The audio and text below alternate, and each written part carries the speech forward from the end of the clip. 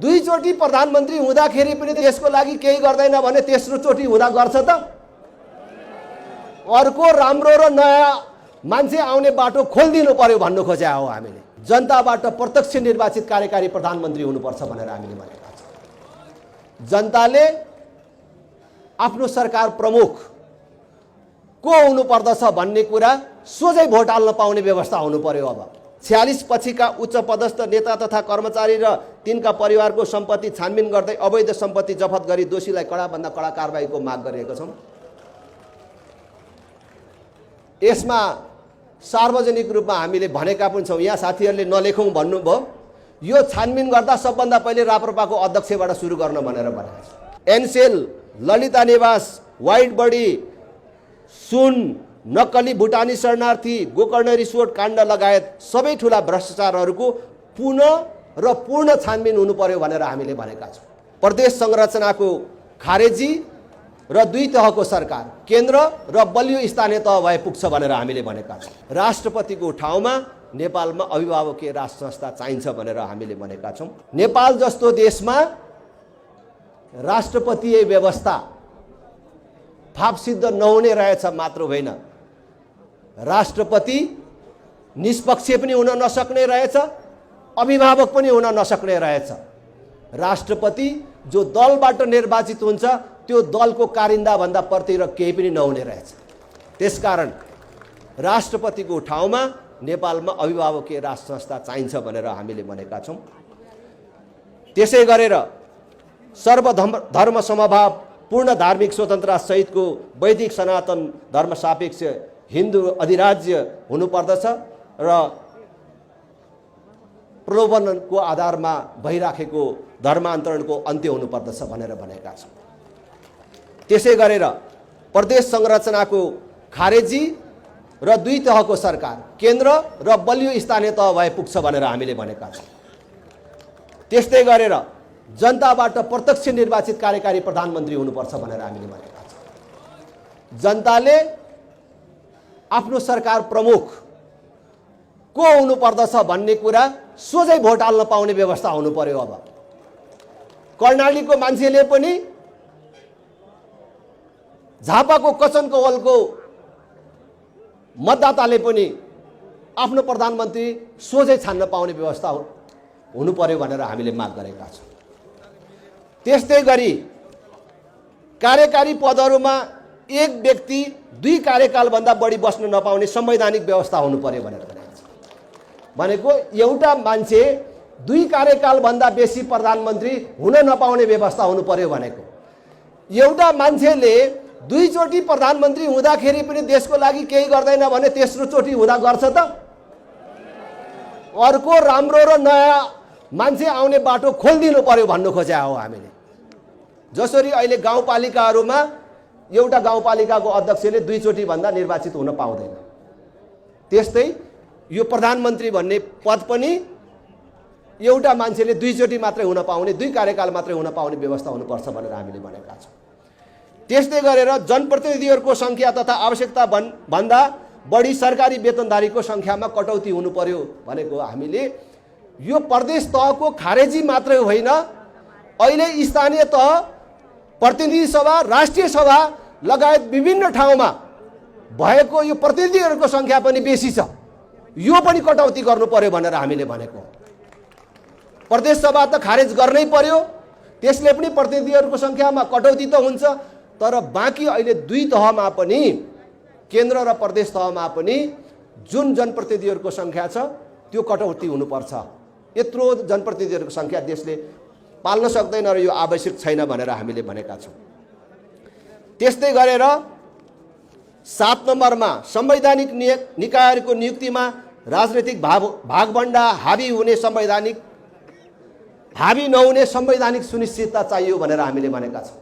तपाईहरुले देख्नु भएको छ अहिलेको संवैधानिक अङ्गहरूको नियुक्ति, चाहे त्यो अदालत होस् चाहे अख्तियार होस्, दलका नेताहरूको कोर्टको खल्तीबाट निकालिन्छ को हुने भन्ने कुरा। जबसम्म दलीय भागभण्डाबाट न्यायाधीशहरूको नियुक्ति हुने, अख्तियारमा नियुक्ति हुने र अन्य संवैधानिक अङ्गहरूमा नियुक्ति हुने व्यवस्था खारेज गरिँदैन तबसम्म निष्पक्षता र न्यायको हामीले कल्पना पनि गर्न सकिँदैन। त्यसकारण त्यसमा दलीय भागभण्डाको आधारमा होइन, योग्यता क्षमताको आधारमा नियुक्ति हुने व्यवस्था हुनुपर्छ भनेर हामीले भनेका छौँ। त्यस्तै गरेर 8 नम्बरमा सरकारी वेतनधारी तथा पेशागत दलीय भातृ सङ्गठनहरूको खारेजी हुनुपर्छ भनेर भनेका छौँ।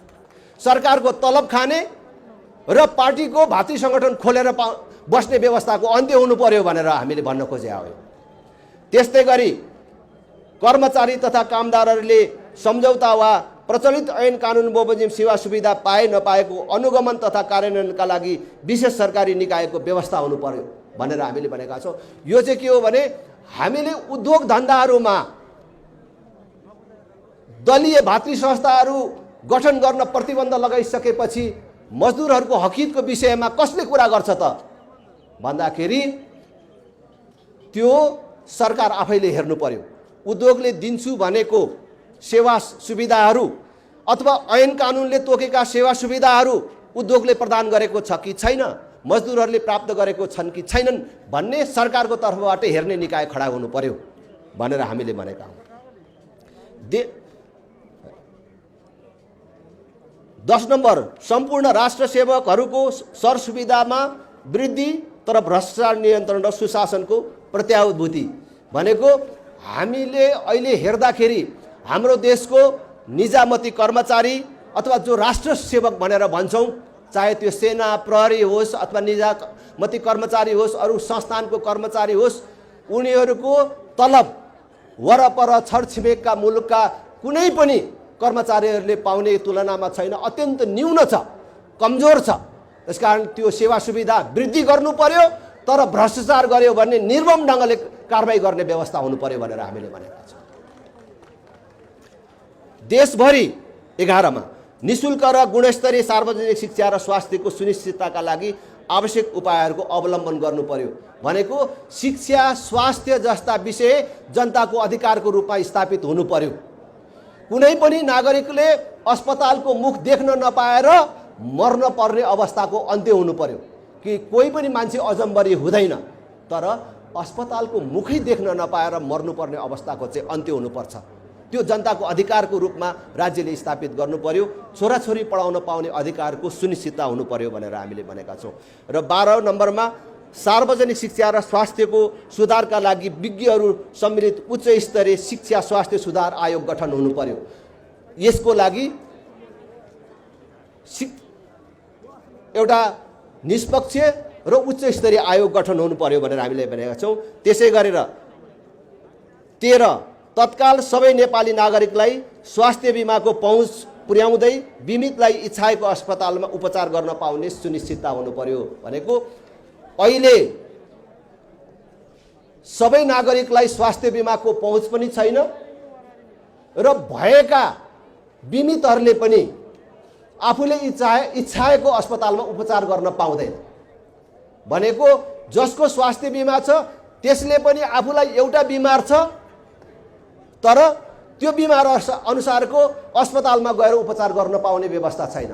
त्यसकारणले उसको बिमा सुविधा अनुसारको बिमितले जुन अस्पतालमा उपचार पाउँछ त्यो अस्पतालमा उपचार गर्न पाउने व्यवस्था हुनु पर्यो भनेर हामीले भनेका छौँ। त्यस्तै 14 भ्रष्टाचार न्यूनीकरण पारदर्शिता जवाबदेहिता र प्रभावकारी कार्य सम्पादनका लागि राज्यका सम्पूर्ण संयन्त्रको अन्तर्राष्ट्रिय स्तरको डिजिटलाइजेसन हुनुपर्छ भनेका छौँ। 15 मा 46 पछिका उच्च पदस्थ नेता तथा कर्मचारी र तिनका परिवारको सम्पत्ति छानबिन गर्दै अवैध सम्पत्ति जफत गरी दोषीलाई कडाभन्दा कडा कारबाहीको माग गरिएको छौँ। यसमा सार्वजनिक रूपमा हामीले भनेका पनि छौँ। यहाँ साथीहरूले नलेखौँ भन्नुभयो, यो छानबिन गर्दा सबभन्दा पहिले राप्रपाको अध्यक्षबाट सुरु गर्न भनेर भनेको छ, तर यो गर्नु पर्यो भने। 16 नीतिगत निर्णयको नाममा मन्त्री परिषदबाट हुने निर्णयको छानबिन र कारबाहीको व्यवस्था हुनु पर्यो भनेको पहिले भनौँ आजसम्मै भनौँ मन्त्री परिषदले गरेका निर्णयलाई नीतिगत निर्णय भन्ने र जतिसुकै संस्थागत भ्रष्टाचारका निर्णयहरू त्यहाँबाट भयो भने पनि अख्तियारले हेर्न नपाउने छानबिन गर्न नपाउने भन्ने जुन व्यवस्था छ त्यसलाई खारेज हुनु पर्यो र मन्त्री परिषदले गरेका निर्णयहरू पनि छानबिनको दायरामा आउनु पर्यो, कारबाहीको दायरामा आउनु पर्यो भनेर हामीले भनेका छौँ। एनसेल, ललिता निवास, वाइट बडी, सुन, नक्कली भुटानी शरणार्थी, गोकर्ण रिसोर्ट काण्ड लगायत सबै ठुला भ्रष्टाचारहरूको पुनः र पूर्ण छानबिन हुनु पर्यो भनेर हामीले भनेका छौँ। यी विषयहरूमा केही हदमा छानबिनहरू भएका छन्, तर ती पूर्ण छैनन् मात्र होइन, कारिन्दाहरूलाई जेल पठाउने, मालिकहरूले उन्मुक्ति पाउने, नेताहरूले उन्मुक्ति पाउने काम भएको छ। त्यसकारण यसको पुनः र पूर्ण छानबिन हुनुपर्छ भनेर हामीले माग गरेका छौँ। 18 सहकारी र लघु वित्तको प्रभावकारी नियमन गर्दै बचतकर्ताको बचत सुरक्षाको ग्यारेन्टी, जनताको बचत हिनामिना गर्नेलाई कडा दण्ड सजाय तथा राज्यबाट निक्षेपकर्ताको दायित्व वहन हुनु पर्यो भनेर भनेका छौँ। त्यसै गरेर 19 जोखिममा रहेका व्यवसायी तथा लघु वित्त र सहकारीका साना ऋणीहरूलाई राहत प्याकेजको घोषणा गरियोस् भनेर हामीले भनेका छौँ। 20 नम्बर न्यूनतम 1 वर्ष सबै बैंक तथा वित्तीय संस्थाहरूबाट लिलाम प्रक्रिया रोक्का गरी पुनः कर्जा लगायतको व्यवस्था गरियोस् भनेर हामीले भनेका छौँ। अहिले विभिन्न समस्याका कारण समयमा ब्याज तिर्न नसकेका ऋणीहरूको धितो धमाधम लिलाम प्रक्रियामा जान थालेको छ।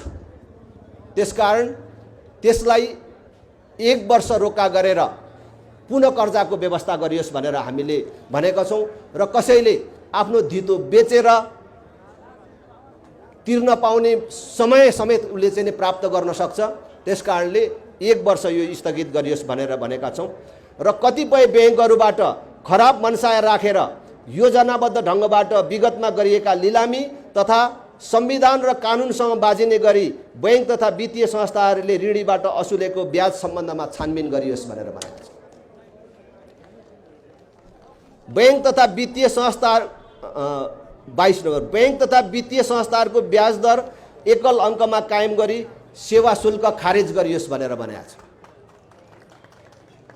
23 सहकारी लघु वित्त तथा बैंक लगायतका समस्या समाधान गर्न अधिकार सम्पन्न वित्तीय समस्या समाधान आयोग गठन गरियोस् भनेर भनेका छ। 24 निर्माण व्यवसायीहरूको भुक्तानी दिन बाँकी रकम तत्काल भुक्तानीको व्यवस्था गरियोस् भनेर छ। 25 द्वन्द्व पीडितलाई न्याय, क्षतिपूर्ति र जफत गरिएका सम्पत्ति फिर्ता तथा मिटर ब्याज पीडितको समस्या समाधानका लागि ठोस पहल होस्। 26 सुकुम्बासी समस्या सदाका लागि समाधान गर्न निश्चित अवधि तोकी घर दैलोमै गएर नाप नक्सा गरी वास्तविक सुकुम्बासीलाई जग्गा धनी पूर्जा दिने व्यवस्था गर्न साथै हाल सुकुम्बासीहरूलाई जग्गा धनी पूर्जा दिँदा लाग्दै आएको महँगो राजस्व खारेजीको व्यवस्था गरियोस् भनेको छ। 27 साना ठुला उद्योग धन्दाको व्यापक विकास तथा रोजगारी सिर्जनाका लागि उद्यमी व्यवसायीहरूले भोग्नुपर्ने झन्झटिलो सरकारी प्रणालीमा सुधार तथा लगानी मैत्री वातावरणको निर्माण गरियोस्। 28 विकास विरोधी देखिएको सार्वजनिक खरिद तथा वन ऐनमा संशोधन गरियोस्। 29 आधारभूत अधुरा तथा चालु योजनाहरूमा आवश्यक रकम निकास नगरी नयाँ योजना प्रारम्भ गर्ने र त्यसलाई पनि पछि अलपत्र पार्ने गरी आवश्यक रकम निकास नगर्ने प्रचलनको अन्त्य गरियोस्। 30 रोजगार उत्पादन तथा निर्यातमूलक उद्योगहरूलाई विद्युत तथा करमा विशेष सहुलियतको व्यवस्था गरियोस् र 40-50 हजार तलबका लागि युवाले विदेश जान नपर्ने वातावरणको निर्माण गरियोस्। 31 कृषि कल्याण कोषको निर्माण, साना किसानका लागि सहज र सहुलियत दरमा कृषि कर्जाको प्रवाह तथा कृषि मल कारखानाको स्थापना। गत 5 वर्षमा कृषि अनुदान कति र कसलाई दिइयो भन्ने बारे श्वेत प्रकाशन र छानबिन। 32 पर्यटन प्रवर्धनका लागि पर्यटकीय क्षेत्रहरूको सरसफाई सुधार व्यवस्थापन, अन्तर्राष्ट्रिय बजारीकरण तथा घरेलु क्षेत्रीय र अन्तर्राष्ट्रिय कनेक्टिभिटीमा व्यापक सुधार। 33 नेपालको ऊर्जा खपत, सिँचाइको आवश्यकता, बाढी नियन्त्रणलाई मध्यनजर गर्दै र नेपालको आर्थिक विकास र दीर्घकालीन हितलाई सुनिश्चित गरी ऊर्जा निर्यात नीतिको निर्माण। 34 ऊर्जा तथा अन्य क्षेत्रमा स्वदेशी गैर आवासीय तथा वैदेशिक रोजगारीमा रहेका नेपालीहरूको लगानी तथा सिपलाई प्रोत्साहन। 35 कम से कम 100 वर्षपछिको नेपाललाई मध्यनजर गर्दै देशभरि पूर्वाधार शहरी विकास र भू उपयोग नीतिको निर्माण र कार्यान्वयन। 36 देशभरि अतिक्रमित सार्वजनिक जग्गाको खोजी र फिर्ती तथा धार्मिक सांस्कृतिक पुरातात्विक र प्राकृतिक सम्पदाहरूको अतिक्रमण अन्त्य गर्दै तिनको संरक्षण र प्रवर्धन। 37 परराष्ट्र मामिलामा कूटनीतिक निर्देशिकाको पूर्ण पालना तथा राजदूतहरूको नियुक्तिमा राजनीतिक भागबट्टाको अन्त्य गर्दै दक्षता र उत्कृष्टताको कदर। 38 छिमेकी राष्ट्रहरूको संवेदनशीलताको कदर तथा असंलग्न राजनीतिको पालना, नेपाललाई शान्ति क्षेत्र घोषणा गर्न पुनः पहल। 39 सिद्धान्तमा मात्र नभई व्यवहारमै सबै पिछडिएका र पछि पारिएका वर्ग, जाति, लिङ्ग, समुदायको समान अधिकारको सुनिश्चितता। 40 विदेशमा रहेका नेपाली नागरिकका लागि सर्वोच्च अदालतको निर्देशनात्मक आदेश बमोजिम आगामी निर्वाचनमा मतदान अधिकारको ग्यारेन्टी जस्ता विषयहरू राखेर हामीले यो मागपत्र तयार गरेका छौँ।